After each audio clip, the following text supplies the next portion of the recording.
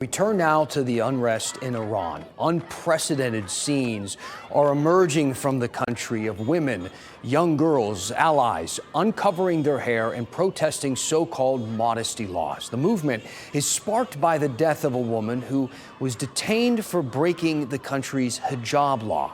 The mass protests sweeping the nation have led to violent reaction from state authorities. WRAL's Chelsea Donovan spoke to a man born in Iran, now living here, about his thoughts on what's unfolding. Brandon Kashani was on these courthouse steps in Wake County last week for a vigil regarding the protests in Iran. He says he's talked to his parents there really just about a minute over the past 2 weeks, and he's becoming increasingly worried about their safety. I've been in touch with my mom twice in 14 days for 30 seconds each time. Halfway across the country, Brandon Kashani's heart is with his home country of Iran. It is heartbreaking. I have never been involved in anything like this. Kashani left the country at 15, became an American citizen, and attended NC State. He's been watching the protests and feeling helpless.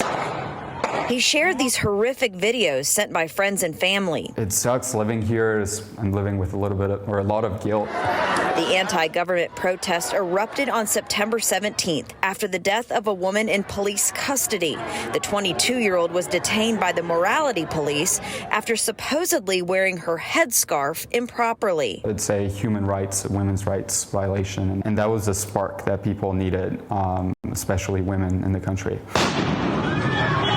Dozens of protesters have been killed in the country as they call for justice and an end to the morality police.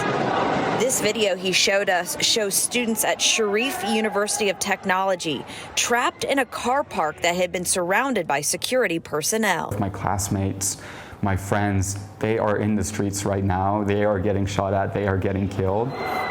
It's like, okay, these are people like me. So I have to talk about it. It's devastating. We sit here in a free country where our biggest problems are really, really small stuff.